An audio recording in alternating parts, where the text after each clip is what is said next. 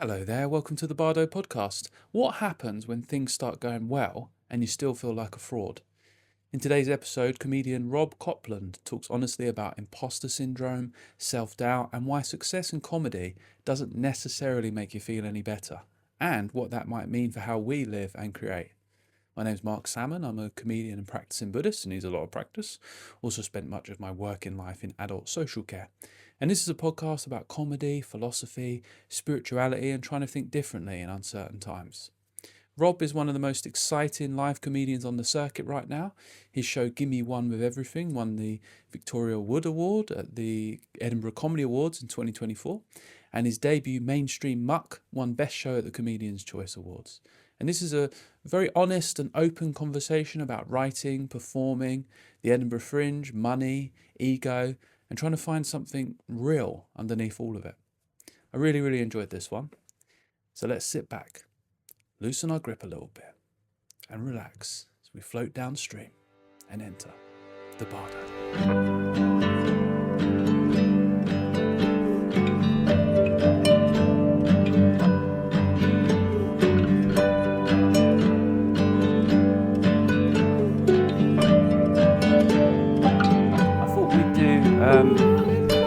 Use these lapel mics because I don't trust you with a microphone. Yeah, that's fair.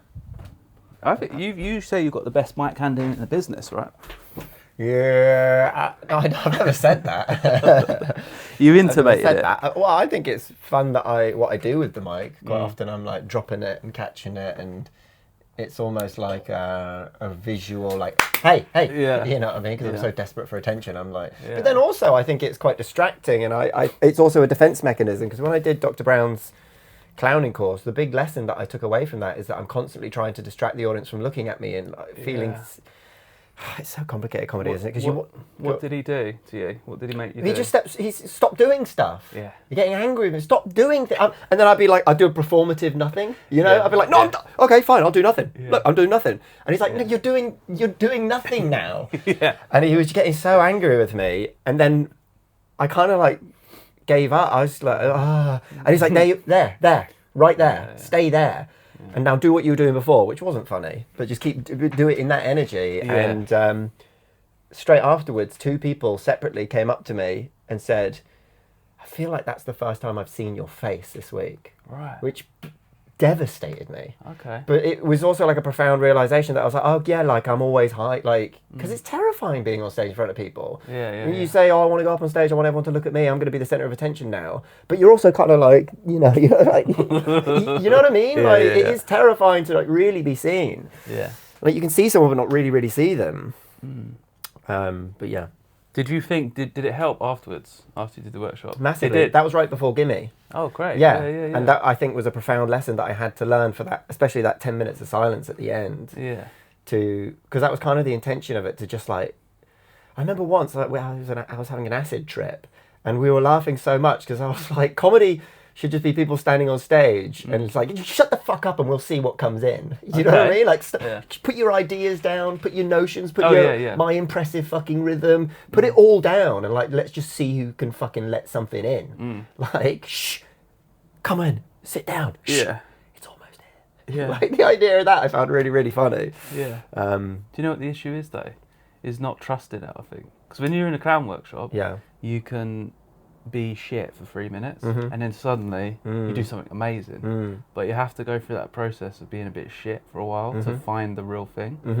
And then when you do stand up, you got your tricks, you got your dances, you've got so many things going on, right? That you're hiding behind that, and I think it makes you a coward sometimes. 100%. 100%. I mean, comedians are like, people always go like, oh, you're so brave, but like, you build confidence because you develop all these kind of like structures and routines that you can hide behind, and like the truly brave ones are the ones who just go up with nothing, or are able to go up with nothing. And I'm working on something. Well, I rarely do it, but like, it's so important to just go on stage and just be there for a second.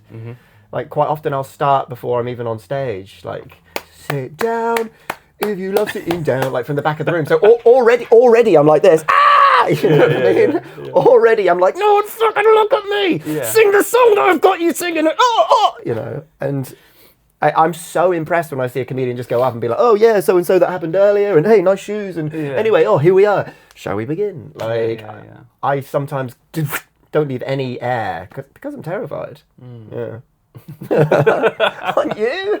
Yeah, we all are in a way. Yeah. Being seen is too vulnerable. But so I don't know what happened. There was like I saw a switch in you because the thing I will say about you is that you're not afraid to commit. No, not at all. And I remember you were Head like first. working out a lot when we was running the show at East Dulwich Tavern. You would come, you lived there near it, and you're working out stuff. And I would see you murder. I'd see you crush. That's very kind. Amazing. Yeah. And then I'd see you do sometimes maybe a similar thing, and if they were just a bit grumpy or quiet, you'd still go for it. Oh yeah. To them being like, "What's going on?" You stood on the table, dancing around, doing something. And anyway, so I saw this process of all these bits. And then you came and did like a whip at a night I was running, and there was no one there. There was like 4 people there or something. What was that? And you were like, I don't want to do it. Where It was that? in Elephant and Castle. And you came and did it. Where? Who with? A whip? Before Gimme? Yeah, you did a whip. Yeah. Who with? Me and... I think maybe you and Zoe. Yeah. And there was no one there, and you didn't want to do it. Yeah. And then you went on, and I was like, wait, what happened there? You were like just talking about all this stuff. Like, it was really vulnerable. It's completely different. Really? Yeah, and I was like, I don't know what you're doing. That's what was really the room? good. What was the room? It's in Spit and Sawdust. It's upstairs in a pub. Yes. Yeah. Oh, I did not want to do that. No, there was no one there. Oh my God. Yeah. But you were so honest in it. Yes. It was really great. And then I said, what happened? You said, I've been supporting John Kearns. And I've been being myself a bit more.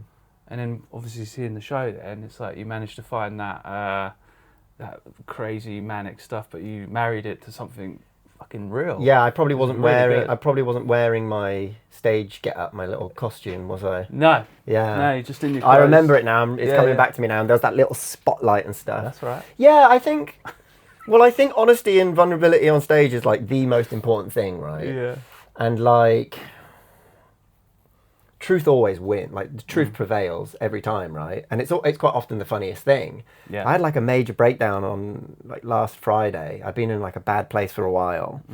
Lots of little things, you know, building up. And I was like, I just need to fucking deal with this. So I took some magic mushrooms in the morning. Good. Yeah. I actually only had a cup. I had like 2 or 3, and I didn't. I thought it would be like capsules. No, actual mushrooms. Okay, I thought it'd be like a little bass line in the back, but it was like fucking lead guitar out of the front. Like, yeah! Looking at the dog, and the dog's vibrating. And fuck me, I got the shovel right underneath it all. Yes. And I'm crying down the phone to my agents. Why am I even doing this? I should be better at this by now. And then calling up my wife. Wife's got to come back from work early.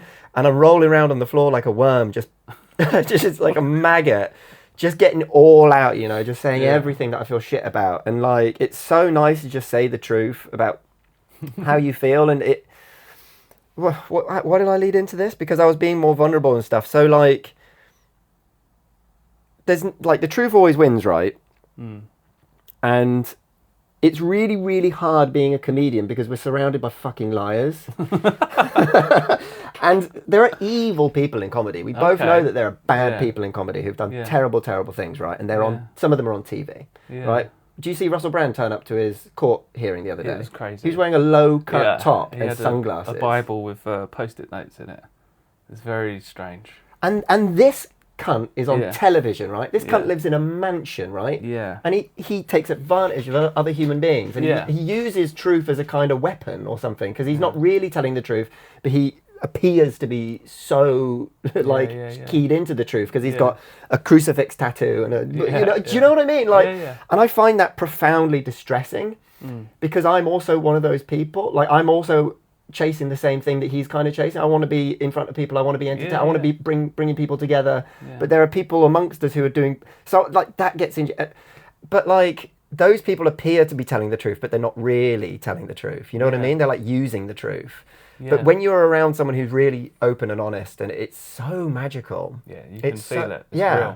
And it can almost be a replace. Like, I've seen comedy shows where I've not laughed a lot, but it's just such an open, honest thing that it's almost, it transcends the need to laugh, because like the need to laugh, like we said earlier, is kind of like, it's like a defense mechanism or something. Yeah.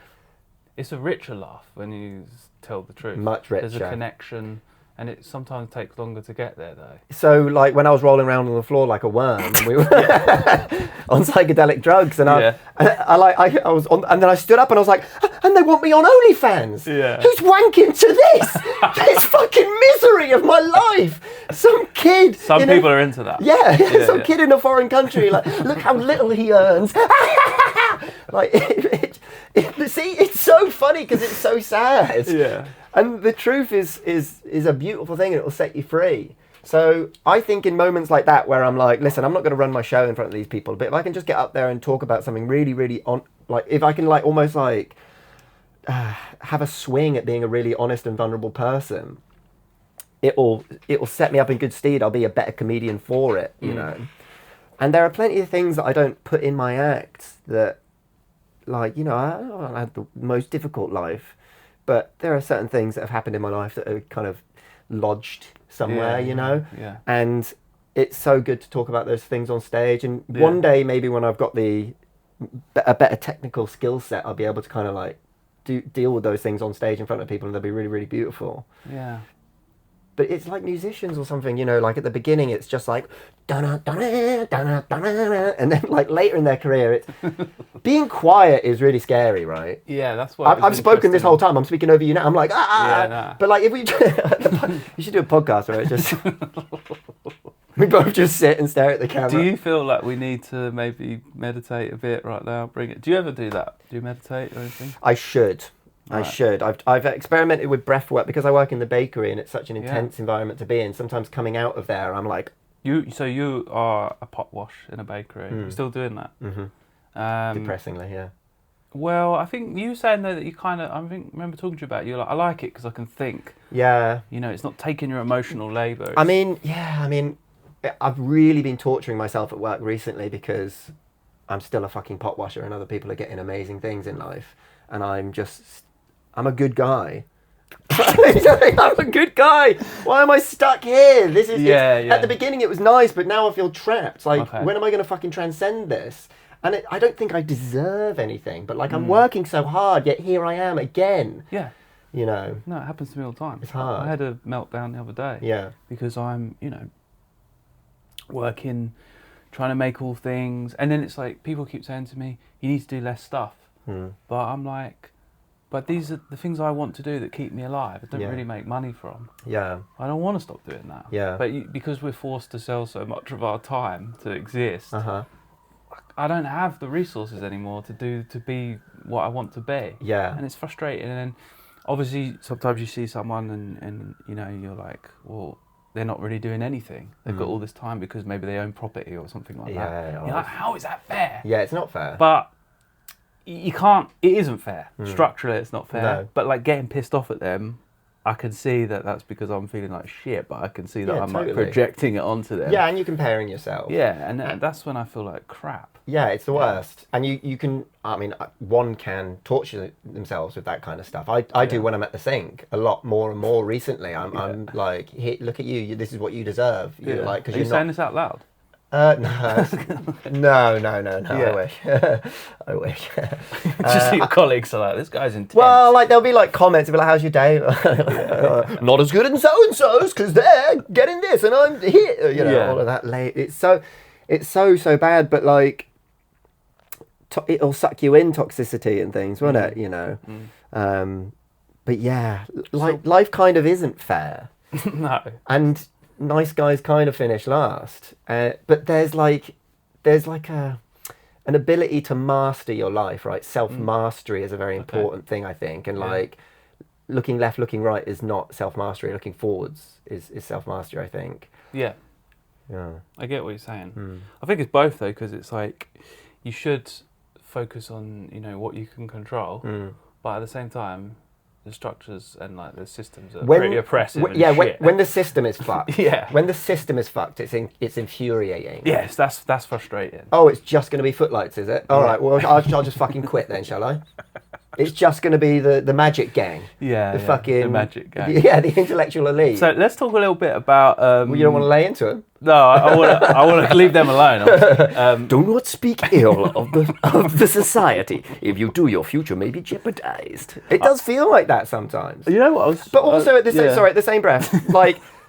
I'm so enamored by intellectual people. Like right. I have learning difficulties, right? Okay. I've got ADHD, dyslexia. Like I kind of hyper focus on things that I enjoy. I get an almost physical sensation of discomfort when I'm doing something that I struggle with, like mathematics or something like that. And I'm enamored by people who have the intellect to be able to be a comedian and like do a great science degree, because it is like it's not elitist to get into a university like that, is it? Yeah, no. Like you have a higher IQ than me or whatever. Like they are better academically than me. They might not be funnier or more as interesting. Like an accomplished comedian isn't that interesting, I think. Right. You want them to be flawed. Massively, in a good way, and trying to better themselves, not flawed and leaning into their sexual deviancy, but flawed. I'm trying my best. I'm trying my best. Fucking up. Not I'm fucking amazing. Isn't it great? That's so boring. Yeah, unironic smugness in a comedian is not not a good trait. Or if you know that they've had it fucking great their whole lives, and they're like, my life is so hard. It can be difficult to like empathise with them. Or get on board but that doesn't mean that I dislike those people. It's just that I can see that I'm like, me as well, like please, it doesn't mean that I should be shut out. Yeah. But yeah. So so thinking about university, we went to the same university. Oh, we did, yeah. We studied film, radio and television. Yeah. It's such a shame that we didn't overlap. But we would have been absolutely. You were drinking then as well. I was a big drinker. We would have been. It would have been chaos. It would have been crazy. Yeah. So it was about a year above you, I think. And it must have been. What, we were there at the same time? You reckon? So, yeah. Well, okay, I was there 2010 to 2013. Oh no, sorry, I finished in 2010. So. You finished in 20. Yeah, I think the year I started, you left. Yeah. Right, and the thing is, did you used to do this because thinking about even like status and elitism, I used to pretend I would say I go to university in Canterbury, and people would be like, Kent, University of Kent. I'd be like, yes. No, I wouldn't say Christchurch. I don't mind being. No, I'm not embarrassed about. No, I'm not. Yeah. No, I mean, and also I'm quite a naive person. I didn't even realize. Is Kent a good uni? It's better. I think people would say like, but it's all that's symbolic order bullshit. Yeah, I know. Like, it doesn't make you a better person to go to a better university. No. It could make you a more sinister human being to have a higher intellect. I think the dum-dums are I think less likely to take advantage of it. But what we need to do is, like, because it's not always intellect. You're saying it's intellect, higher IQ. Yeah. But like, there's structural reasons why some people might end up getting a better education. Yeah. Therefore, going to a better, it might be class issues and stuff like that. I guess so. I mean, if my parents were minted, it wouldn't make me better at math. Maybe if you'd had a tutor. I've been in maths tutor and I'd try to stick it up their arse. They tried to. I had a lady come into me when I was at college studying media. I resat my GCSEs because I failed all of those, apart from art and drama. Yeah. And someone came in and went, you got to do it. Like, I failed my maths again, right? And then I took it, I think I failed it twice after. And then the third time they were like, you need maths or you won't get into university. I was like, there'll be one. There'll be one. I want to study film. I don't need, a director of photography maybe needs to understand light and aperture and things like that. I'm trying to do something creative and tell stories or blah, blah, blah. And halfway through it, I was like, I'm just not going to get my maths GCSE. I don't care. Have you heard of a calculator?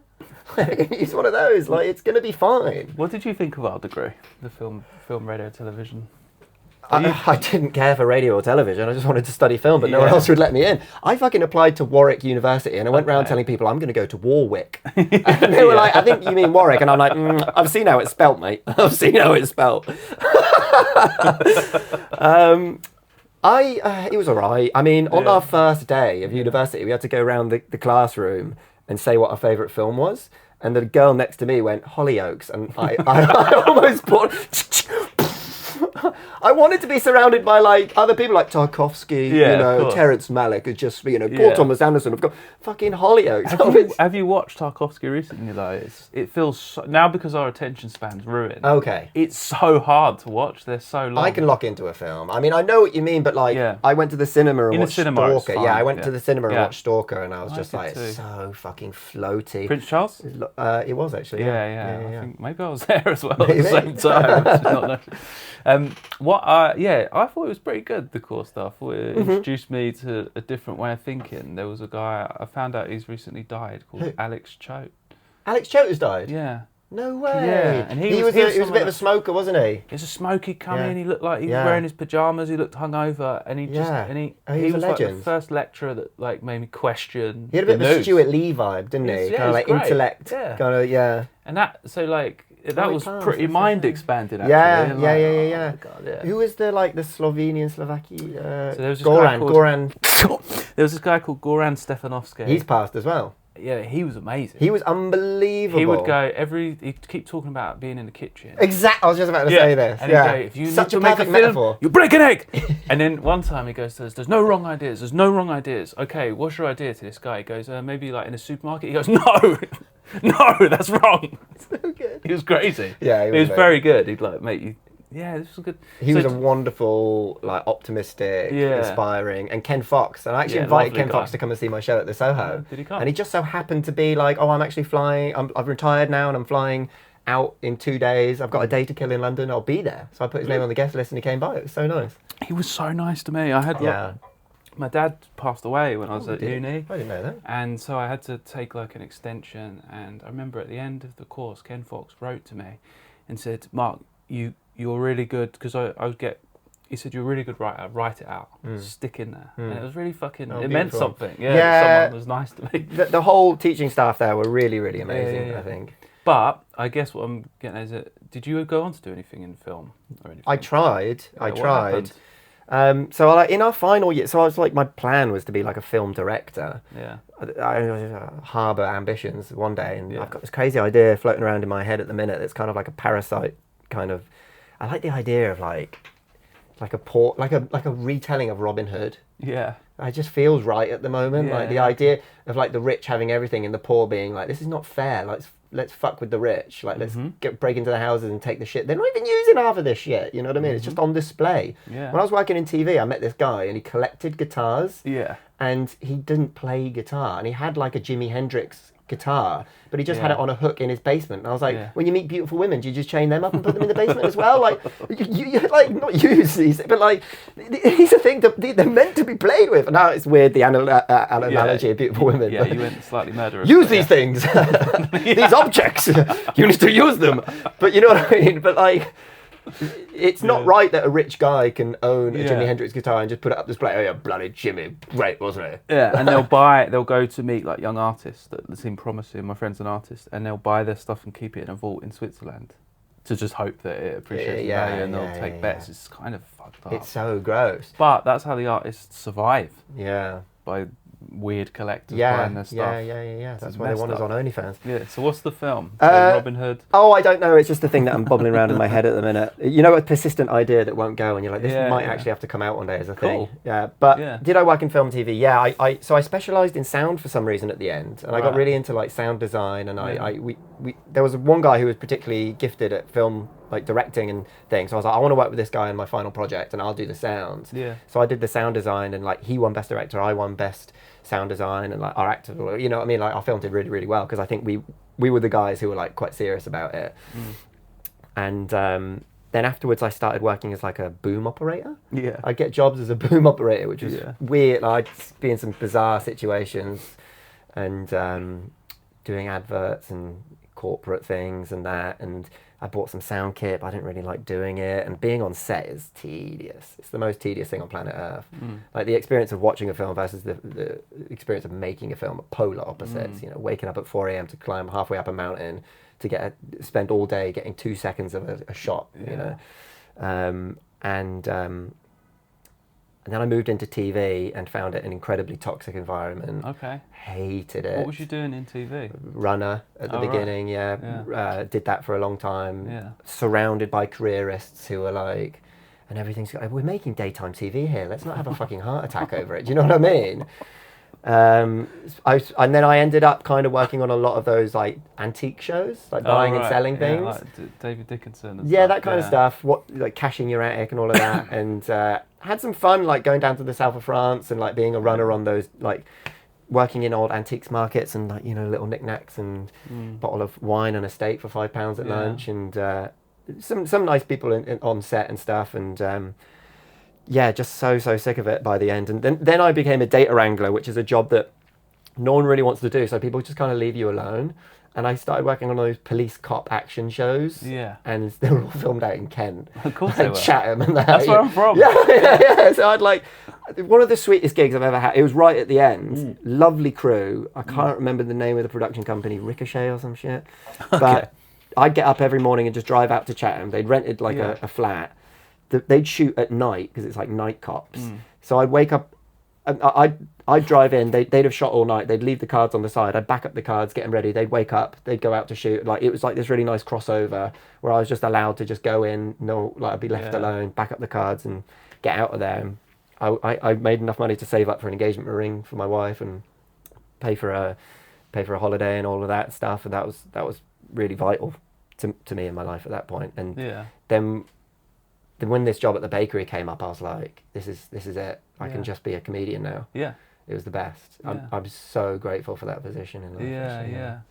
Hello, just a quick pause. If you're enjoying the podcast and you want to keep it going, the best way to support is on patreon.com/The Bardo Podcast. And there's a link in the description. You can pay around about £5 a month, and it genuinely does make a difference in terms of me being able to keep doing this. I may be putting some bonus bits on there too, but mainly it's just helping support the podcast and keep it independent. So big thanks to the people already supporting on Patreon. Genuinely means a lot. And if not, no worries at all. Just listening is totally class. I've also started a small online meditation group for listeners of the podcast. Nothing formal, just sitting together. We meet on the 2nd and 4th Sundays at 10:30 a.m. UK time. We did the first one recently. It went really well. Lovely way to start a Sunday. If you'd like to join, you can send me a message on Instagram at Marc Salmon Comedy, Marc with a C, and I'll send you the link. You can also join as a Patreon member or just as a free member. All right, let's get back to the conversation. Because a big theme of your show is around success. Mm-hmm. Yeah, this was a big thing, and it's quite beautifully put. And I think it as a Buddhist, right, I think it really resonated, this sense of like, I remember you talking about like this almost ineffable thing. You were like, I want it. Yeah. But you can't, this thing, this striving, this force. Yeah, what does that mean to you? Well, I think in the same acid trip I was talking about earlier, we all laugh like enlightenment. No! The idea that in the Western world we're kind of like after enlightenment, but we're also surrounded by McDonald's and like wanking webcams, and you know what I mean? And it's like there's a pureness in the world and you can access it quite quickly, but like it seems like a lot of work to strive for, but because we have these Western ideas of like fast food, like fast enlightenment. So like I found that idea really fascinating of like being like, I want enlightenment now, like an anger and a rage towards peace, to wanting to find inner peace. So the character in my show is quite like, what is it, where is it, and how do I access it, because that is truly how I feel. And I feel like the more passionate I can be about it, the further I can reverberate that energy, So you think it's good? You think you can? I think it's funny. I think it's funny. I think it's funny to be that wound up about wanting peace in your fucking life. You know what I mean? But isn't that what we're doing? Like, when anything goes wrong, we're pissed off because really we're feeling, a sense of our expectations weren't met. It's not supposed to be this way. We want peace. I think we naturally want peace. Yeah, and you can get it anytime you want, really. How do you get it? Well, there's a lot of untangling that needs to happen, I think. A lot of untangling and coming to peace with certain things in your life. There are certain conversations you might need to have with your significant other that you've been putting off. So there's a kind of omnipresent tension and things like that. There's things you need to say to yourself, I'm fucked off about this. Or like, I think there's like an untangling and a kind of coming back to the center of, you know, we're just babies at the end of the day. Like all we need is to kind of have nutrients and get a bit of sunlight, but we fucking complicate that big time, don't we? We throw so many more obstacles in the way, and we're caught up in this fucking thing where like I am relatively good at what I do. You speak for yourself. I'm relatively good at what I do, but I can't access a kind of income or and there's you know, it's all tangled up in ego, you know. So like I've only recently started posting on Instagram clips from my show because it feels to me like an extra ego race by like putting things up online and being like, it's more, look at me, it's more, do you know what I mean? Like, my show's better than your show, my thing's more getting more attention than your thing. Like, it's hard to be involved in those things and not also get emotionally swept up in those things. Yes. I remember, like, tooting my own trumpet here, but when I got that 5-star review in Edinburgh, I felt like a sim with a star above my head. And I thought, people aren't going to interact with me in the same way if they know about this. And that is really uncomfortable. And I'm obviously ecstatic about it. It's one of the happiest moments of my life I was at that show. Well, yeah. Yeah. Oh, fantastic. That's amazing. Would you say 5-star? I would say it was 4, maybe. 4, yeah. I thought they were a bit generous. I did a show in Glasgow on the tour, and about 10 minutes in, I thought, I think I can salvage a 3 here. I think I can salvage a 3. Right? Are you thinking that then? Yeah, big time. This is a 3. Well, it's not good that I'm thinking that. Yeah. I've been. I do actually quite like knowing if there's reviewers in. Yeah. But I knew that they were, and instantly it was like a rough, like, I was like, all right, the Glaswegians, like, we'll tell you what's funny, you know, because I'm up there going like, I'm funny, and they're going, not like Billy. But 10 minutes in, I'm thinking, I think I can salvage a 3 from this, fuck it. And there were actually 2 reviewers in. I got a 2 and a 4. Oh, right. I think they were both off. I think it was a 3. I think it was a 3. I hope you wrote to them. I should have. Yeah, I should have. So with this 5-star thing, you know, and this show you did, so it's called Gimme One with Everything, right? And what was it described as? Like an existential howl or something? Yeah. It was a really nice write-up of it, wasn't it? Yeah, I think that's true, yeah. And it did well at Edinburgh. You got a 5-star review in Chortle, I think. Did that change things then? Because you're saying now you're feeling, you know, it's a couple of years later, you won the Victoria Wood Award. Oh, I mean, did it change things? I mean, that's probably the most frustrating thing about my life right now, is that not really is the answer. I got to do a tour. Yeah. You went to India, didn't you? Yeah, I went to India, and I mean, that would have happened either way. Like, those people came and saw my show, and they were like, we'd love to bring this out. Yeah, nice. I mean, that's one of the most frustrating things about being a comedian and doing well, is that you feel like you're entering the password. You've got it written on the sheet and you're entering it into the computer and it's still saying, no, what? I've got this, I put the password in. I've typed it in. Yeah. It's exactly the same. It must be written down wrong. What's going on? Hey, I can't get in. Like that feeling of like, I've done the thing now, but also I don't know what it is. It should be in a piece. I wrote a fucking show about it. Yeah. Yet still, because you get a good review, because someone gives you an award, every people, oh, you're going to go on tour, you're going to work with this company, yeah. You start to think, well, maybe I am pretty good. Maybe I am pretty good. And it's like this, you have to kind of like be a warrior for your own ego of being like, no, don't get too carried away. Like, you're still a maggot. Like, still a maggot. You're still a Slipknot fan. Yeah. Do you know, you come across spiritual materialism before? Please. It's good. Chögyam Trungpa Rinpoche you got a book. I beg your pardon? How dare you? He said, so it's like, it happens all the time, even when you're doing like practices, spiritual practice, whatever it is, the ego will always find a way to make that like a glamour, like a thing a little shiny thing you can show off. Yes. And then, you know, it's dangerous if people anyone who gives you praise, can be really difficult. It's crazy. It is crazy. Then you start being like, yeah. And it's good for like the self-confidence. Yeah. But then in the future, you're like, but I'm so good, why aren't I involved? Yeah. And do you ever forget, so I've noticed I had a run of some really good gigs. I was really improvising a lot. I'm feeling like being myself. I did a few clown workshops, they helped. Beautiful. Then, run of about 4 gigs in a row, bad, and I was feeling pissed off at the audience. And I noticed this entitlement, being like, I deserve. And it was there. Yeah. And I can lie to myself and go, no, it's not that, it's just because, you know, but it is there. You've got to be careful. Yeah, sometimes. yeah. It's keeping an eye on it, you know. Yeah. And we've probably both met people who have let it get the better of them. And it's a battle that you win sometimes and lose sometimes. But there are some people who just don't even realise they're involved in a battle with it, right? And they're just kind of megalomaniac-y. Well, you actually bring that up. The way that you asked about this pod was one of the funniest things. Hilarious. I saved it because it made me laugh so much.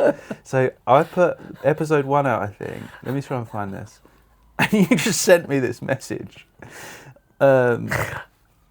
You made a huge fucking mistake not getting me in this. Huge. I said, oh, you can come on it if you want. You said, I'm not asking, I'm saying.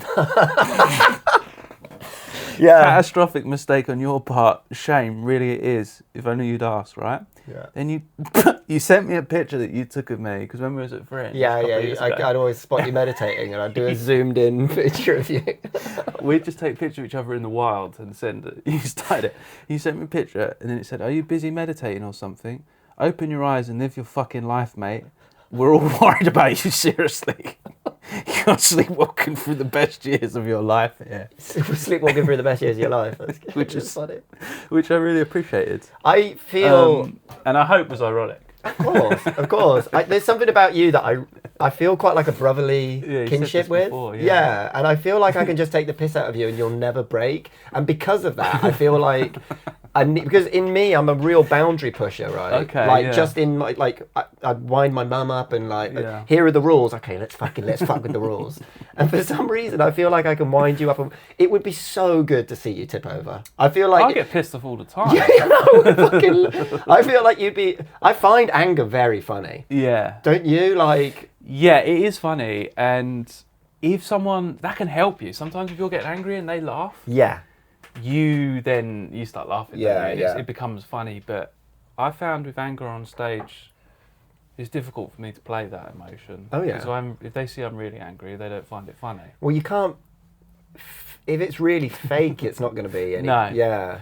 But it has to be, Eddie Pepitone's one of my the favourites, king. and he's got Same. that glint in his eye. Yeah. But is he angry? I've got to wake up every day and be Mr. Goody fucking two. I mean, he's a genius. I Why love do him I have a so moral much. centre? Yeah, I think he's one of the best ever. Agreed. To do it. Agreed. But he's got like a playful sense of anger around him.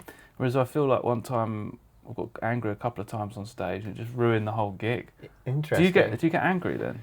On stage? I guess you're channeling, as you said, For that me, rage, I think it's frustration with me. I think the energy that I possess on stage is a frustration. And because I'm not an intimidating presence, you're a bit taller than me, you could probably throw people around a bit more. I'm weak. I lost an arm wrestle to a 23-year-old girl the other day and I was trying my hardest. Right. I was and I went in all cocky, come on then. It's someone I work with at work. Okay. She slammed me. Yeah. In front of everyone at work and it was amazing. Yeah. I tried my fucking hard. I'm a weak dude. I'm small. I've got a small skull. Yeah. One time, a group of comedians all got together and were like, let's measure the size of our heads. And I was, why did they do that? And then we took a picture with the biggest head at the front and the smallest at the back. And I was like, surely I should be at the front. I've got a small head. One of the back, and because I'm not an intimidating presence, I don't think it's funny to watch the kind of the little guy lose his cool. Yeah, I think. Yeah, I think Zoe, my partner, doesn't feel intimidated by me when I'm angry, so she laughs. Yeah, and that helps. Yeah, because then you become a stupid man, moaning about something. There's nothing funnier than seeing fucking the pathetic. When my dad would get wound up over pathetic little stuff. Yeah. Oh my god. Yeah. Gold. I remembered one the other day. He clearly had erectile dysfunction. Who? My dad. Right. Okay. There was someone. Maybe my stepmom or someone sent a leaflet. Yeah. And he came in. He was like, "Why have you ordered these erectile dysfunction leaflets to the house?" Yeah. I was like, "I don't know what you're talking about." And he was like, "You have," and he was bright red in the face. It's so telling. It's so telling, isn't when it? When someone gets angry, they just hey, this is what I'm worried about. This is what I'm sensitive to. I know. It's tough. It's so funny. It's funny though, isn't it? It's something pathetic. And also, it's do you ever catch yourself having a little bit of a wobbly at night? Sometimes I even stamp my foot like a toddler. Yeah. I'm I'm nearly 40. Yeah. I haven't got a hold of my emotions whatsoever. But it's funny. Yeah. I mean, yeah, it would be nice to have complete self-mastery, but yeah. Does it? Because that feels, the word self-mastery for me also feels quite tied up with like this optimization bro culture as well. Yeah. Mastery. I just mean, I think what I mean when I say self-mastery is just like not at the mercy of my impulses. You know, Yeah. I need to eat sweet food. I need to have a wank right now. I want the lights to be brighter. Everything good. Like fucking like burning the dopamine. I know. Yeah, it was tough when you came in saying that. Turn all the lights up. Bowl of sugar. Cocaine, tits, ass, yeah. Like that thing exists in us, right? Yes. But if we feed it, it turns into this unsatiable monster. Yeah. And it's like, it is satiated for like a split second. And then it repeats the pattern even more. Yeah. Do you feel like with ADHD, do you feel that even more strongly? Do you think? These kind of impulsive, how does it affect you? Maybe, ADHD? Maybe, yeah. I mean, I am just a very impulsive person in like I'll buy it without looking at it type thing, or like, oh, I should have researched this or thought about it. Like, I'll get a tattoo on the day, like, you know, I'll make big decisions very, very quickly. I had a head injury as a kid, and I sometimes wonder if I think head injuries can make you more impulsive. Okay. Near-death experiences and things, What happened? I believe. I threw a temper tantrum. Because it's when I was living in Singapore. You know, I grew up in Singapore. I was researching you before this. I read an article about you, and I didn't know you grew up in Singapore. And we were at the swimming pool, and my mum said, while we're there, you can have a fizzy drink or an ice cream. I'm like 7 years old or something, and we had a fizzy drink, and then at the end of something, I said, I want an ice cream as well. She was like, no, and I fucking lost my temper because I was a pathetic little child. Cycled off in a huff. And a car hit me and I fell into a storm drain, which is like a 7-foot drop. And then, like serious concussion, knocked out a bunch of teeth, off school for like 2 weeks, like vomiting into a bucket, having to be in a dark room. But I read that happened to Sam Kinison and it changed his personality. Right. I've read that when Richard Hammond had his injury, they were like, oh, he's going to be a different person after this head injury and stuff. I don't know if that's why I'm impulsive or it's just ADHD, but... yeah. And you are impulsive. You do feel impulsive. Yeah, and it's a good thing and a bad thing. Like on stage, it can be like a really good thing. Like I don't overthink too much. Sometimes you do. If you're able to just get out of your body and just be in the room, you can be impulsive, and it's a good thing. Yes. I think people really enjoy when someone's just going to be like, because when you're on stage, you're kind of holding the flame, right? Yeah. And this person's in charge. This person's like the DJ for the mood. And it's quite fun and liberating to kind of like hand that flame to someone who's a bit fucking gung-ho. Yeah. You know what I mean? I'm gonna go on now. Yeah, like when someone comes on and they tell great jokes, they're meticulously written, it's like, oh, it can be good. But if someone's going to get up there and just go, oh yeah! Like, it's a little bit, it wakes it up in you as well, you know? Yeah. It's really exciting. It is, and I think that's how you get huge laughs. Maybe. Because the tension and the unpredictability of it. Because you get into, with some, and this is like my own, sometimes is why I'm enjoying improvising more, because you get some jokes that kind of work, and then it's a rhythm, isn't it? It's like, and it's never, it feels like quite mechanical. Sure, you can fall kind of under the spell of it, and like your actual soul kind of leaves you, checks out a bit. But I fucking, there are joke writer comedians out there that I just adore, and like grass is always green. And like the stuff that I really gravitate towards going to watch is stuff that's like a bit slow and smart. What do you like? Have you ever listened to Nick Nemiroff?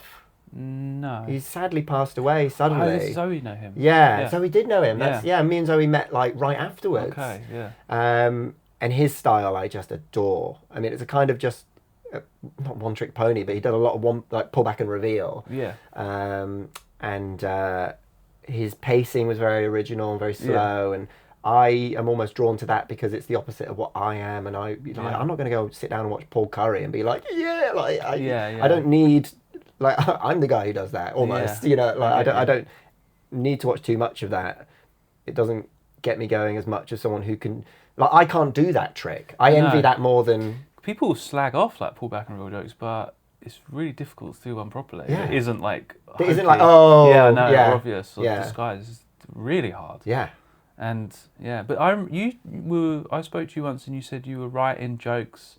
You had a side job where you were like writing cards. Oh, yeah. And you were saying, even in my set. No, I was working for a social media company that did like Okay. comedy marketing. And Yeah. they didn't even let me write jokes. What do you mean? I was just like replying to emails. Oh.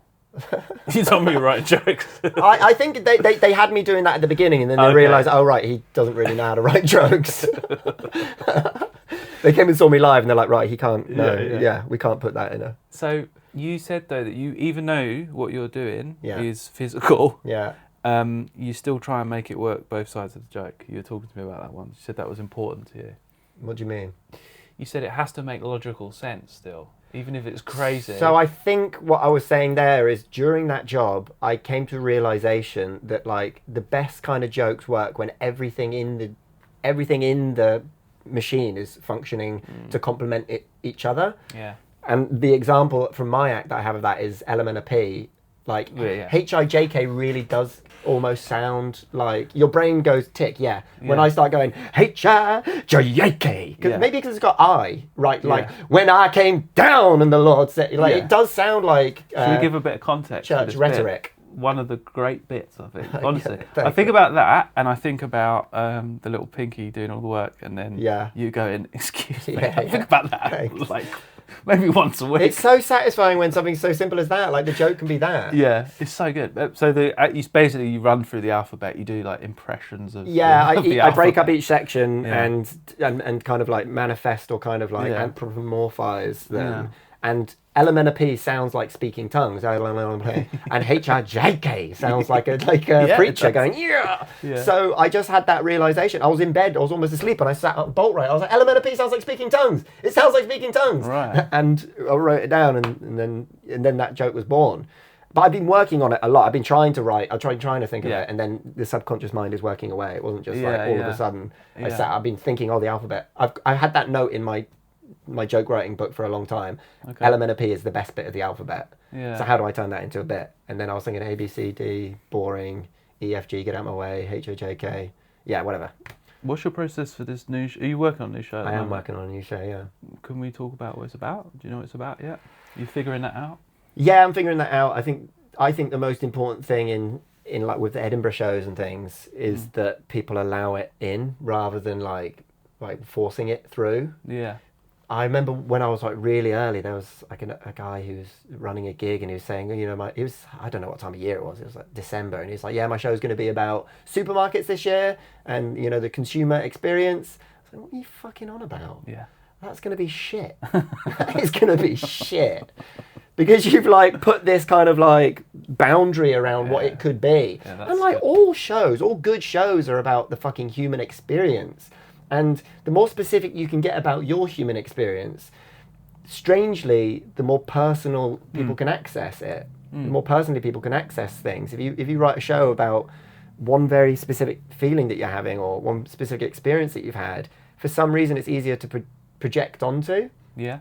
I think so. If someone flyed me, it's a show about the consumer experience. I'd be like, sounds boring. Sounds so shit. Yeah.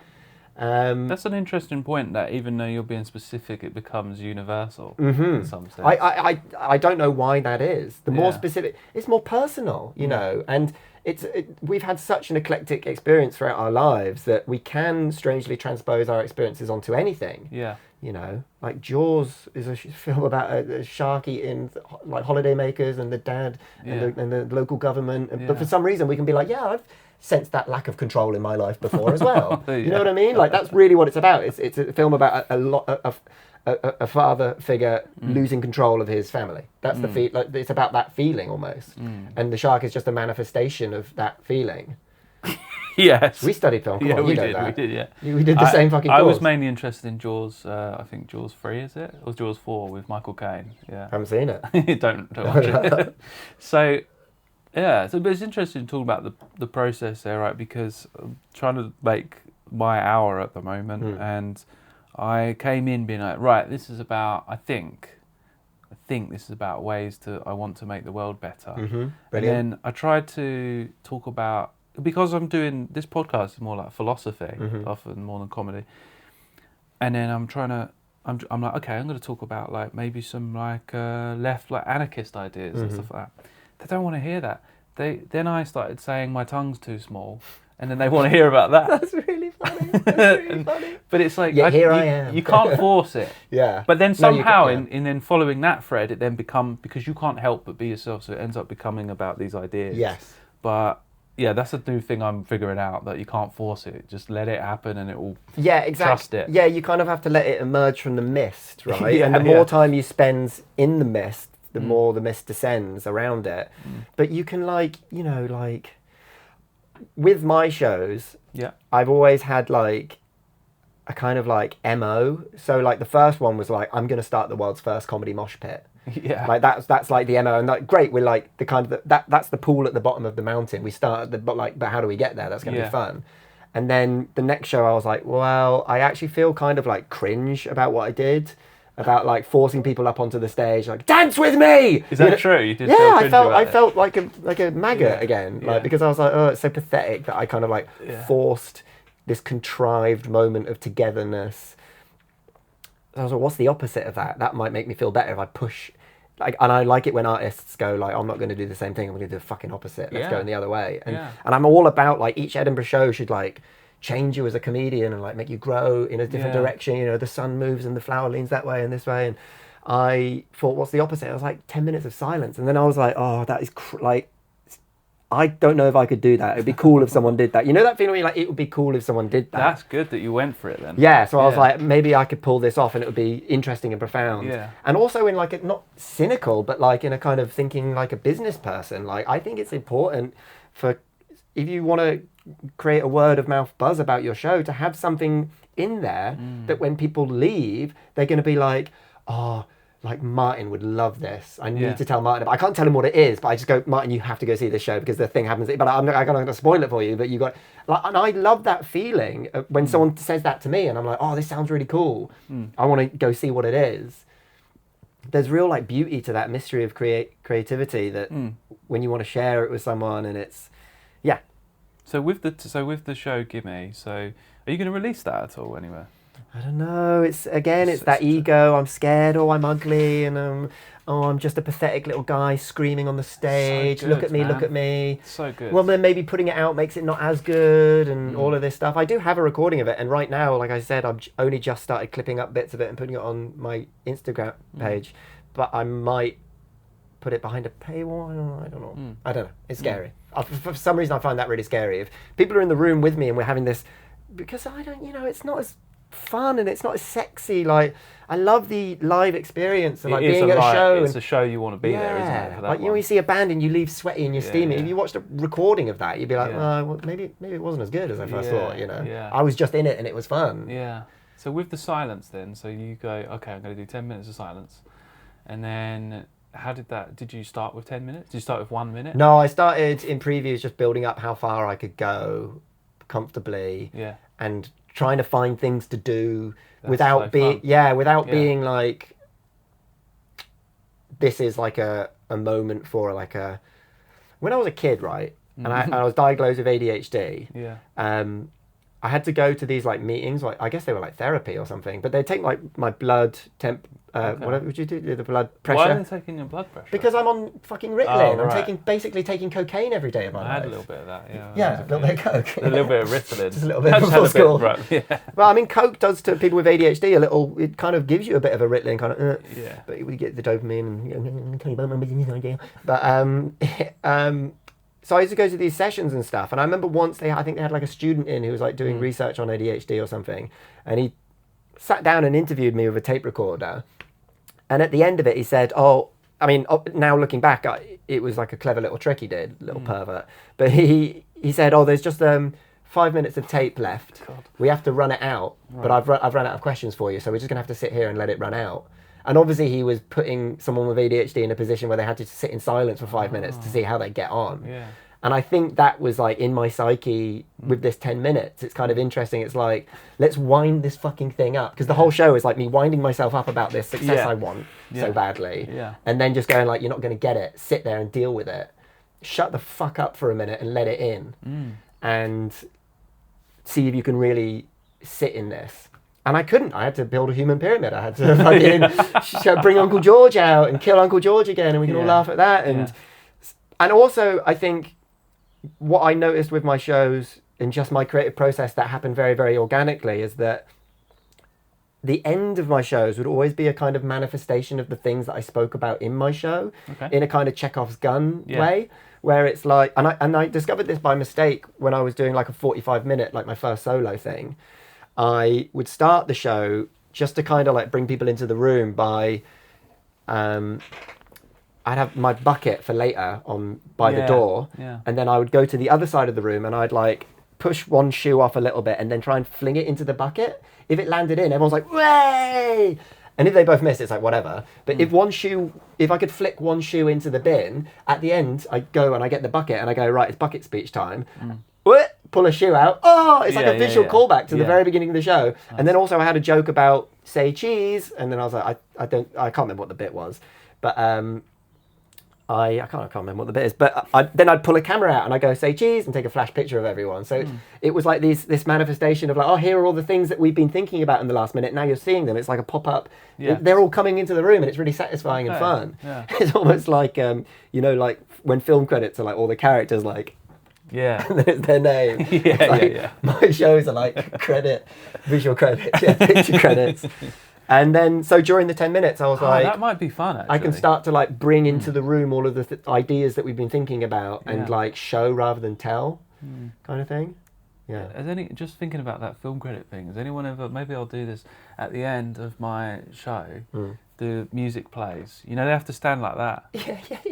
And somehow get credits coming up, like someone with a sign. I'm not joking with you. I think I actually saw like a clip on Instagram today of comedians talking about exactly what we're talking about. Like a stand-up comedy show should end with visual credits. Oh, wow. And you could do that. That's a weird coincidence. That's strange. I think it was Celia A.B. and Jin Hao Lee on her new podcast. So we better cut that then. No, I'll keep it in. It's just a freaky coincidence. It is, Yeah. I don't know what we're talking about anymore. But yeah. We're talking about... What have you prepared? What did you prepare to bring for this podcast? Am I supposed to? Do you feel like you have because often we talk about like Buddhism, and do you have any kind of practice at all that helps you? Smoke a lot of weed. Smoke a lot of weed? Yeah. Nice. Psychedelic trips once a year. Yeah. Clear out the luggage. Yeah. Have a dog. Being with the dog is very comforting. Like she's obsessed with the ball, but the ball needs to be stimulated, and that really, I find that so funny. It's like us in our lives, like we need the chase. Yeah, I'm exactly the same thing with the dog. I'm obsessed with how they my mum's dog is passed away now, but she would not stop chasing the ball, even if it was baking hot, and she couldn't breathe. It's almost killing her. Yeah. And then when we had to put her down, we gave her the ball, and that was like her last thing, and she was with the ball. Yeah. And when I saw that ball, I thought exactly the same thing. Yeah. That is me. So like, she'll get the toy, right? The tug toy. Yeah. She likes to tug. Yeah. And she'll bring it over to me, and I'll grab it, and it'll piss. It's like we're fighting. So I go, all right, have it. And now she's, I'm not enjoying that. Yeah, she wants it. I go, no, come and fight me for it. Yeah. And I think as human beings, we're kind of like, fucking fight me for it. It's exciting to feel like you're fighting for something. Yeah. But spiritual practices, I mean, I really should meditate more. I mean, I watched a video of David Lynch talking about transcendental meditation the other day, and I'm like, it sounds good. But for some reason, I can't just put 20 minutes, I can't do it. But I've gone through periods of it, and it definitely gives me relief, but it blows my mind how self-compromising and self-jeopardizing we will be in our lives when we know that just setting 20 minutes aside will be such a game changer. Yeah. But I'd rather spend that time checking how many views my latest reel got or whatever. Do you get sucked into that then? A little bit, yeah, because I want it to do well, because I'm going to be a dad soon. Yeah, that's right. Something we should talk about. So I want to secure a future for my family, and now it's fucking real. Now it's not just my little game of like having fun and exploring this art form and trying to master it. And I find it a very useful way to express myself, because I find it very hard to express myself day to day. Now it's not about that anymore. I mean, it is, and it should be, and I need to kind of keep it, like protect it as that. But it's also like, well, I've walked so far down this path now. If I turn around and go try and start another career, I'm coming in at 35 and also I'll fucking be shit at it anyway. Yeah. This is a thing that I'm good at, but I'm not making a lot of money in it yet. So like now, you know what I mean? It's real now. And that's kind of scary. And I think that's what led me to my breakdown. I was going to ask, do you think that was a contributing factor? In a big way, yeah, absolutely. How are you feeling about it then? I'm so excited. Yeah. I'm so excited to become a dad and to have a baby that's part me, part my wife. I was saying to her this morning, it's so crazy that we love each other so much that we created a little version of us. Yeah.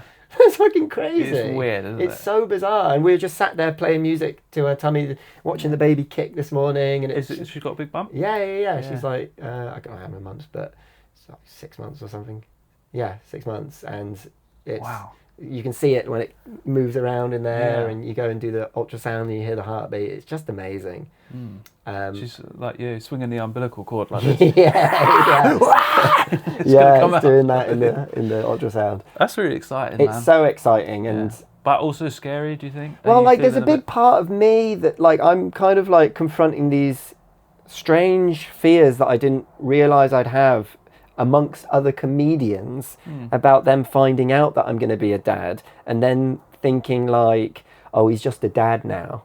Go over there with the dad. 100%. It's not a rational fear, but it's something because like I think we all know people in comedy who have been going a bit and then they have a kid and then they got a family and then it's like, oh, have you heard from so and so? It's like, oh, they got like 3 kids and then do you know what I mean? And but then in the same breath, there are some amazing comedians who have kids and it didn't compromise their artistic desire or so. And I find it hard just to balance fucking working 2 days a week in a bakery and writing an Edinburgh show. Yeah. But I'm excited. I work best to deadlines. I like kind of like the fire under my arse. I respond well to that. Given all the time in the world, I'll sit around with my cock in my hand staring at the sun. You know what I mean? Yeah. I knew a guy who used to stare at the sun. Oh yeah. He said it was good. He used to drink his own piss as well. Oh dear. They say it's good. They say when you're a kid they say don't look at the sun. Wait, who says it's good? People are saying it's good to look at the sun. I don't think it's good to look at the sun. I don't think it. Yeah, of course it's too bright. Yeah, it's too bright. But yeah, so okay. I'm so excited and I'm so terrified. Yeah. Yeah, and I'm just thinking about what you said about like this. Now I'm in the dad's club. Yeah. I think it could enrich a comedy. I think it. I mean, who knows? Who knows? I'll discover it when I come to it, really, because I'm projecting forwards at the minute. There's a new layer though, because one of my favourite comedians is Rory Scovel. Likewise. Saw him at Soho Theatre last year. Did you go? He's the best. Because I don't always laugh so much at regular stand-up, like alternative or clown will make me. About 2 minutes in, I was like, I can't do an hour of this. Yeah, right. I couldn't breathe. It was amazing. Yeah, but like there's a lot of fun he has with playing with the tension of the child. Yeah, as almost like a character, like and so I think it adds a new layer as well, especially if you're like a guy who's. You said an existential how. What happens if you throw a kid into the mix of that? Well, I guess that's what the next show is in a way. Yeah, maybe. Yeah. But so it's interesting. So do you think it's also an aging thing that like maybe comedy, like the new young thing, and you're not in the in club anymore sometimes when you hit a certain threshold? I don't feel like that, no. No. I don't really care. I am very much in my lane. Like it's cool when like people come through real quick and stuff, but quite often I'm just like, meh. There's like, I don't know. There's like a handful of comedians as comedians that you're actually like, oh wow, I'm going to be a fan of this. I'm into this. Yeah. And everything else is kind of just noise. And good luck to everyone. Good luck to everyone. Yeah. But like, I don't obsess too much over like my age in comedy. And also because I think I pass as a bit younger. Like I'm quite young passing. How old are you? I'm 35. Okay. Yeah. Which is kind of I feel like that's kind of surprising a lot of the time. People are like. Older. I look older. You look way older. But I'm not obsessed. I don't think I'm obsessed with my age. Okay, getting older.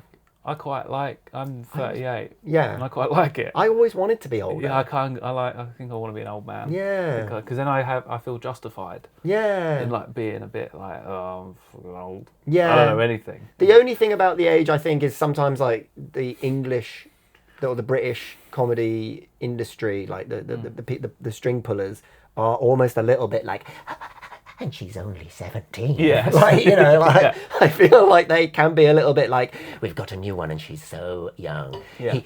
He's just come out of school and he's so funny. It's Yeah. like, all right, like, Yeah. I don't want some fucking little kid telling me what he thinks about the world. Like, But like you the said, wisdom of age a little bit, but go on. When you said about staying in your own lane, well, not staying in your own lane, but you're operating in your lane. I found it very inspiring. I will often talk to people about your show because it was on the Free Fringe. And I feel for myself, that's the sort of path that I would like to follow, which is not the mainstream path, actually. And because when you go to Edinburgh, you know, when I went up for the whole month for the first time a couple of years ago. I hadn't gone for that long. And I saw a lot of people, friends, and debuting, a lot of stress. And it's a trade fair. And it's like... and it shouldn't be, but it is now. And I feel like the Free Fringe is the real thing in a sense. Like, so speaking to you, and you said like, yeah, man, I'm just doing it myself. And you were handing out your flyers, come to my show, and you could see how it just word of mouth, it built. Yeah. And then people were queuing for it. I found that really inspiring. Thank you. Yeah. Is I'm that something you want to continue in the Free Fringe? No, I find it. I'm dealing. I'm over it now. No, it's not. I mean, like when I won the award, I gave it the fucking big one about how important the Free Fringe is. And I'm doing a paid venue next year. Okay. I'm doing the Tron. Yeah. And that's. Is it for money though? Do you need the money? Well, I'd make more money on the Free Fringe, I think, and that is why I always did the Free Fringe, because I want the fucking money. That's the truth. Yeah. You walk away with most of it, and then you give some back to Free Fringe. I do tech swap with someone else who's on, because you go and tech their show, you pull your head out of your own arse for an hour, you service someone else's ego, and they come do yours. You don't pay each other, you just get it for free. Yeah. And you leave. I left with a lot of money at the end of that Fringe. And that's important to me, and it should be to every fucking comedian going up to the Fringe. But they're like, no, I want to maximise my potential of people seeing me. And it's like, no. You're playing their fucking game now. Yeah. You're playing for the pimp daddy. Yeah. Like, the pimp daddy. You know what I mean? Yeah, it's true. Like, they're like, you know, and you're like, which way should I do it? How should you like me to dance? Yeah. When actually you should be dancing alone in your house, and people should be knocking on the window being like, can I come in? It looks great in here. Yeah. And the Free Fringe is a true meritocracy, because there should be no fucking PR. All reviewers should just be like this way, that way, you know, what's good? Yeah. Where should I go? Yeah. Not like, well, our client, you know, and here's some money, you should come and review them week one. Yeah. It should be a complete meritocracy, the Fringe. It should be like a race that like starts everyone equal, but it's not, because it fucks me off so much when you're like, day one of the Fringe, you see a giant poster and it says entire run sold out. What's the fucking point in your poster then, you twat? I sold out. Everything's sold out. Bad luck, everyone. Keep it fucking quiet then. Yeah. Enjoy your run. Enjoy your sold out run. Do you know what I mean? But that's what this industry is just people showing off, really. Yeah, ultimately it is, yeah. And then it's, look how great that person is. But that advertising space could be served so much better for someone who's got like an interesting, unique show. But also, there should be no posters. There should be nothing. It's all just a waste. It goes in the bin at the end of it. Yeah. Like, it's so wasteful. And it's industry. It's kind of like unnecessary. Kind of like, well, you got to give me an extra 500 quid if you want your poster on this road. You want to do this if you want that. And no. Yeah. And it's like, oh, we've got to be a ticketed event. And how unsexy is it standing in a queue with a fucking ticket in your hands? Do you know what like? Oh. Yeah, the whole thing. Like, even doing like other because. Me and my friend Nick do like a double act, just totally for fun, called the Buttercream Boys, and we just try and make the Buttercream Boys, and we try and make an audience member's dream come true. That's the whole show. We do it for an hour, and it's just everyone helps, and it's fun. We was like, okay, let's just do the Brighton Fringe. They're like, now you have to pay for this. Now you have to pay for this, and it's supposed to just be a bit of fun, and now I'm like completely out of pocket. Yeah. And it just, it is a joke, and everyone knows that. But how can it change? I don't know. Yeah, I mean, I won't say the name of the venue, but there's a place at the moment offering whips. Yeah. You know, come do a whip with us. Okay, great. Yeah. When we're going to put it in the diary. All right, yeah. Okay, yeah. That's that booked in. Yeah. And then you get the email being like, and now you have to pay this fee. Yeah. Hang on a second. This is the first time hearing of this. I have to pay to play? Yeah. Oh, you keep 100% of the ticket sales. Well, no one Yeah. fucking knows who I am, even though I've won this and got this Yeah. and that. Blah, blah, blah. I Yeah. sell 6 tickets, make 20 quid. All right, that's a fucking 40 quid loss. Mm. Yoo-hoo. Mm. It's frustrating. It's so frustrating, but Yeah. it's, you know, the whole world is fucked, and it Yeah. kind of lands down on the Western world that we're pumping all this money into wars around the world. So our taxes and everything goes up. And the price of beer and sausages and cucumber goes up. Yeah. It's so frustrating being a human being, man. Yeah, it is. But I'm so blessed. I feel so grateful to like have the opportunity to have a poke around on planet Earth for a bit. Mm-hmm. So yeah, I have to kind of come to peace with it all. Yeah, I've been thinking a lot about appreciation, and I think that is the start of it. You start from appreciation. Yeah, it's sort of cheesy, isn't it, to be like, be grateful, and it can be used actually to in a toxic way as well, like to just be like, just be grateful for what you've got. You know, I saw this thing the other day. You know, your day job is not the enemy, it said. Yeah. And it said, you know, like if you know, creative people, you have to have a day job. And you know, I've stopped suffering because I'm no longer seeing it as something that's getting in the way of my creativity. I'm grateful to have the job and stuff like that, which I totally understand and is an important like coping strategy, but it doesn't address the fact that like creative jobs are not respected enough and not paid enough. The wages in comedy haven't gone up in like 20 years. No. And it kind of normalises the system a little bit. Yes. I found it a little bit like It's quite unhelpful. Yeah, and but so it's both. I think Yeah. that can exist, but also, you know, so I think that's where like gratitude can be used in a negative way. Yeah. But at the same time, appreciation can be used to like accept that's what it is, and I want to grow and become, you know, on an individual level, someone who's open, accepting, you know, appreciating the things, and then I think better things do start to happen as well, because if you're just like, the industry's bad and it's shit, Yeah. you don't have to play that game. That's what I was saying about you, Rob. You didn't do that. You Yeah. went and did your own thing. Yeah. And you can do your own thing as well. I feel like you're more likely to stand out if you don't follow the pack. I remember having this dream when I was a kid where me and my family were on a cruise ship and it was in port. Right. And then it was, word went round or panic spread and the boat was going to sink. But even though we were like docked, it was going to go down, and it was going to happen like that. Like any second, everyone was going to die. Yeah. And the reaction of the people around me was to pray. Pray that it doesn't happen. Yeah. Let's pray that this doesn't happen. And I remember thinking like, but we could just get off. Hey, we could just get off. So I was trying to like find my family and be like, let's just get off. Let's not follow what everyone else is doing. Let's just get the fuck out of there, do our own thing, and we'll survive and they'll all die. And it'll be like we can't convince the whole room, but we can have our own ideas in life and we can follow them. And that dream really like stuck with me. Yeah. And I feel like it's informed a lot of my personality. I don't know if it's like the dream, what came first, that part of my personality or that dream informing my personality. Yeah.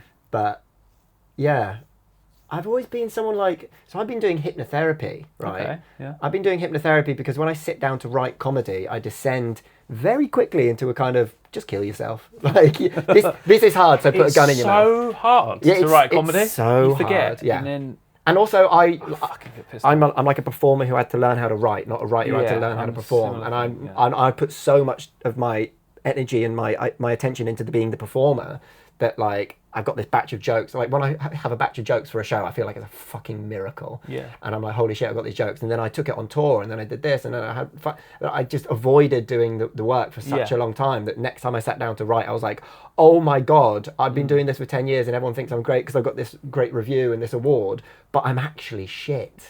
I actually suck. So you feel that imposter syndrome thing? Massive, right? And it leads so quickly to suicidal thoughts because it's like you're actually bad at, you're a secret agent, you're bad at this. Like people think you're good, but you're actually the worst. And I've fucked myself because I've neglected doing the work, and I've done that my whole life, and this is the way I'll always be. So just kill yourself now to stop suffering, type thing. So I started seeing a hypnotherapist about it, and then we started doing the hypnotherapy, right? And like he's inducing me into a deep state of relaxation, and I'm peeping. You're peeping. What do you mean? Peeping. I'm going. He's got, you know, having a look. your eyes feel like concrete. You could never open your eyes. Yeah, I can. Right? And there's this oppositionalness in me. There's this, and I think people with ADHD, their whole lives growing up, it's like, put that down, come over here, sit over here, stop doing that. So you develop this kind of like resistance to being told what to do, this oppositional defiance disorder kind of thing. And so I opened my eyes during a hypnotherapy session, right? And then the next week I went back and he said, so you opened your eyes during the hypnotherapy? Oh, he waited. We didn't say it straight after. It was quite awkward, and I left. And then the next week he said, in 10 years of being a hypnotherapist, no one's ever done that. I almost jumped out my seat. Yeah! No one can control the mind! You know, like, I took such joy in fucking myself. Yeah. It was crazy. But like, I got so giddy on the excitement of like ruining something. Yeah. Like the same kind of giddy excitement I get from being a bit of a dick to you. Just when where I'm you know jumping on my back for no reason. Yeah. Or something. For some reason you're such a peaceful guy, so I want to throw a rock in your Zen river. All right, yeah. It's a sickness. But it's funny as hell. For some reason it's funny, and there's like a joy, because it's not meant with like hatred, but it's kind of like, I remember my dad was visiting recently and he was saying, you know, like, I'm so proud of you now, but when you were a kid, my God, you just could not look with your hands. You had to get your hands on everything. Like if I saw like if we're at a restaurant, there's a candle on the table, I've got to go, you know, wax on my fingers. Like I'm so tactile and like, I kind of, you ever love something so much you ruin it? You know what I mean? Yeah, I'd argue that like that's what we do most of the time. Yeah. We love stuff too much and we ruin it. Yeah. And this, to bring it back to appreciation. Yes. Appreciation is actual true love. I think is letting the thing be, to be what it is, without us being like, oh, I want you, I want to totally squeeze you. Totally. I'm a serial monogamist. I've always been in long-term relationships, and my attitude towards relationships has always been like, a healthy relationship is two people who allow each other to just be, and like we don't try and change each other, but we try and like grow alongside each other. Yeah. You know, like even when I was like a teenager, and like I'd have a girl, we'd go to a house party together. I didn't need to be with her all night. Like we could, let's go off and chat to other people, and then come back and how's your night going, and then going off again, and You don't ever, because I did a video the other day about how I become a little dictator quite a lot. Yeah. I'll be wanting them to, and it can be subtle. Yeah. So I was talking about how like they made me cheese on toast. For I a week, saw it. and Yeah. like, where's this cheese? But it is. I think as an illustration, something they're doing all the time, like just going expecting other people to conform to like our demands constantly. Yes. Yeah. Well, like, you know, the self is a balance between the id, the ego, and the super ego, and they all have a voice. And when they speak, it's not really the true self, the words that come out of your mouth. Did you actually say, "Where's my fucking cheese"? No, I think I went, "Where's the cheese?" But inside I was fuming. Where is my cheese? Unacceptable. I take it outside. How unexecuted? You know. Yeah. But so what did she do? She didn't put cheese on my fucking toast. Whoa. So with the oppositional defiance disorder, right? So you've got like an individual, you want to kick back against the thing. Our kind of goal is to stand out and be original. That's how we're all little pick-me's, aren't we? Pick me. And in some sense, having that is almost like, it's a blessing and a curse, you know. Like, I'll open my eyes during hypnotherapy, but I'll also swing the mic around on stage. Like, I'll stand out, I won't do it how it's supposed to be done, and that'll help me stick out. But it'll also compromise my comedy. Like, I don't really sit down and do the hard work of figuring out the rules of joke writing and things, because I'm like, well, boring. Like, and that's bad. That's like frustrating for me. That causes a lot of pain for me in a way. So it's a blessing and a curse. Maybe that's just the way you are, though. It is just the way I am, and I have to be at peace with that. Yeah, it's frustrating as hell, but it's the way my firework goes off. I think the hardest part about being a comedian is that, like, you can really torture yourself with, I'm not in that gang. Yeah. You know what I mean? Yeah. We hang out. Why aren't I being invited? Yeah. We get along every time we chat to each other. What the fuck's going on here? But then at the same time, it's like, they would have invited you if they really wanted to hang out with you. You can't be in every gang. You can't be in every gang. And I'm very much, who I am in comedy is very much who I was at school, where there wasn't really one specific group that I belonged to. But I kind of knew everyone. I was kind of friends with everyone, but I was also kind of friends with no one. Yeah. And I think that's kind of like the setup of a serial monogamist, where I've like... I'm the same. Yeah. I'm exactly the same. Yeah. I think we've lived apart. You know, you play drums as well, right? Badly. Oh, right. I've been taking lessons in my later life. Yeah. Huh? You have? You've been Yeah. playing again? Yeah. Okay. I really... I just feel like it's... You know, there are certain things... You know, like, was it the film Bug's Life or Ants, where they'd, like, pick up the ant and be, like, worker ant? Yeah, or, like, you know, like this. Like, I feel like, oh, drummer boy. Yeah, like, makes sense for you. I want to be... But also, like... Yeah, I mean... When I was a kid, my parents bought me a drum kit, but I never played it out of guilt with the neighbours. Like, I didn't want to annoy people. Yeah, they're noisy as well. Yeah. But I kind of wish that my parents were more like, oh, well, then we'll put you in lessons at school and things like this. But then, you know, whatever. But I've been doing lessons, and it's kind of funny when like an 8-year-old boy comes out of the classroom and his mum's there, and she's like, oh, is yours learning as well? Like, just me. I'll walk in after an 8-year-old. So funny. Yeah. Yeah. So you grew up in Singapore, right? Yeah. I didn't know this. Yeah. What age was that? From like 4 till 10 or 6 till 10. Yeah. What was that like? I loved it. Yeah, we were very lucky that we got to go to like an incredible school. Like it was a private school paid for by my dad's work situation. So my dad was working for a chemical engineering firm, and they were setting up a new base out in Singapore. He got picked or interviewed for a role out there, and we went into his office once, and like his office was separate from like the main. I was like, oh, he's actually quite high up here. This is pretty cool. And yeah, we had like a maid who was like a wonderful human being, and some maids get really, really mistreated in Singapore, like kind of like abused.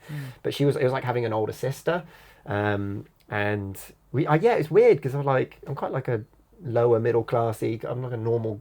Like, I don't feel like up or down. I'm kind of classless almost. But there was a period in the 90s I was living in Singapore. I went to a private school and we had a maid. We didn't live in a mansion or anything. Yeah. But like, my dad got us a pretty cushy setup for a while, and then it went in an instant. So when you lose the maid, are you missing the maid? Oh, bless her socks, Josephine. Yeah, I mean, we actually got in touch with her on Facebook and like. So can you clean my house? Wake up, bitch! I'm gonna have you flown over to my house, clean and wake me up and ask me what I wanted for breakfast. Like between the ages of 96 and 2000. Wow. Someone would wake me up and ask me what I wanted for breakfast. Yeah. It was crazy.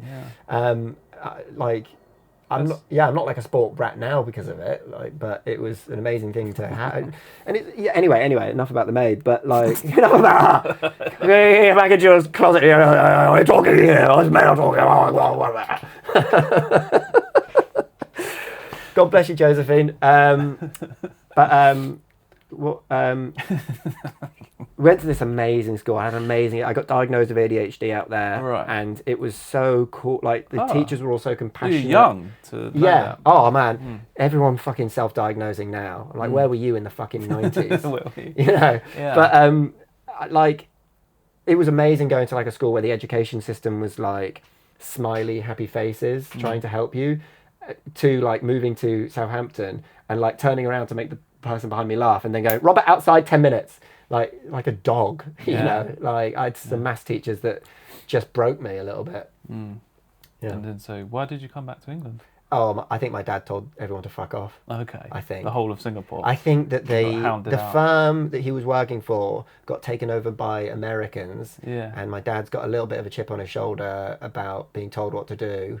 And they came in and told him what to do. And I think he went, fuck off. And then it went from like, we're leaving in a month to like, we're leaving next week. So like that life changed really, really quickly. And we came back to Southampton and it was terrifying. Because I went from like happy, smiley, international school, squeaky clean, everything, to like hearing racism for the first time, hearing homophobia for the first time, bullies, smoking, people self-harming, and like just like brutal, like Southampton Comprehensive School. Is it comprehensive, the normal schools? Yeah, the comprehensives. Yeah. Woo.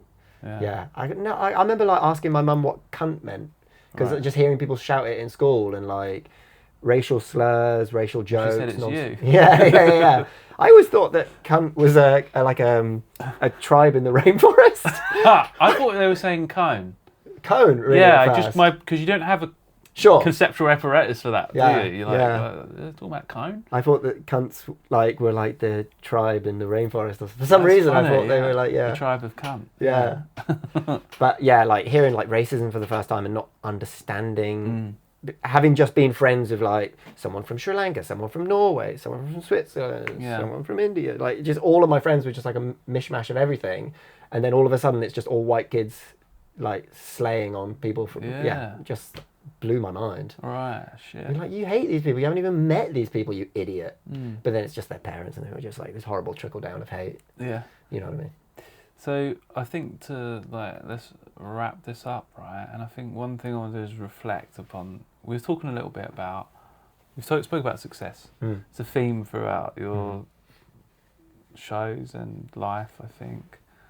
I feel like I bought tickets to the flight, but the plane wasn't there. The plane was an illusion.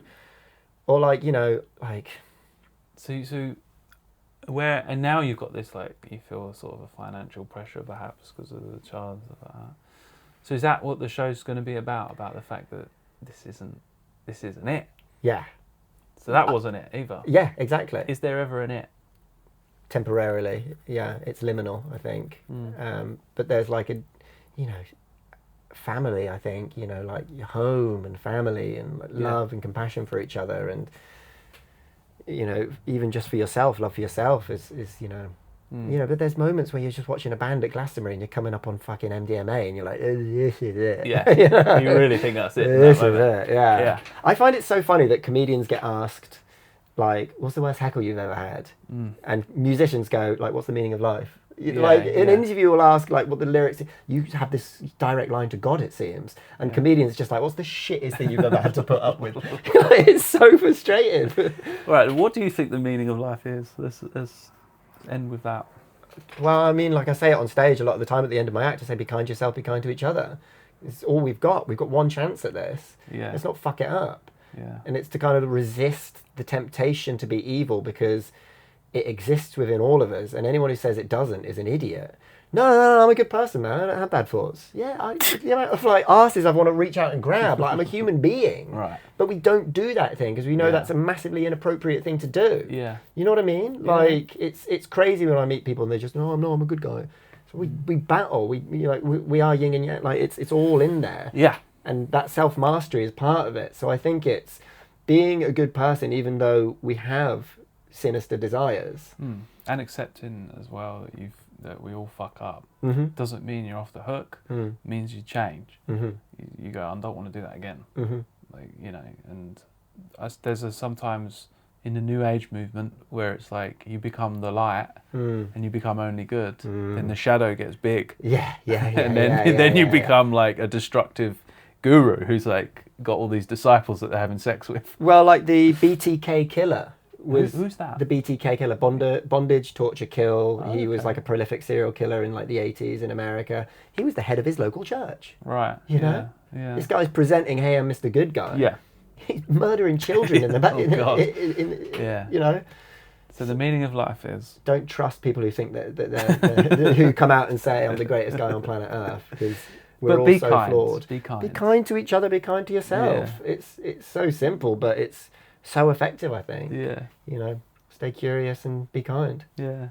Are you happy with this showdown that we had? You were framing it. You were texting me going, this is going to be the worst. It's going to be the biggest showdown of all time. I'm going to take you down. You're going down. That's because I just love teasing you. It's been nice chatting with you, man. It's been lovely chatting with you, mate. Thanks very much. Oh, hello. I've never done that before. Zoom in on that moment and end it right there. We both implode into it and disappear. Empty chairs. Get a shot of the empty chairs so you can do that. Oh, hello. That's it for this week's episode. A big thank you to Rob Copland. I really enjoyed that conversation. I'll put links in the show notes if you'd like to check out his work. And thank you to everyone who's been listening, sharing the podcast or sending messages. It genuinely does mean a lot. And just to say, if you have been listening and you like the podcast and you want to keep it going, the best way to support it is on patreon.com/The Bardo Podcast. It's about £5 a month and it really helps me to keep making these. So big thanks again to all the people already supporting it. It genuinely makes a difference. And if not, no worries at all. If you did enjoy it though, please share it with a friend, subscribe or leave a review. It all helps. If you want to get in touch or see what's coming up, you can find me at marcsalmoncomedy.com. All right, we'll see you next time on The In-Between. Have a good one.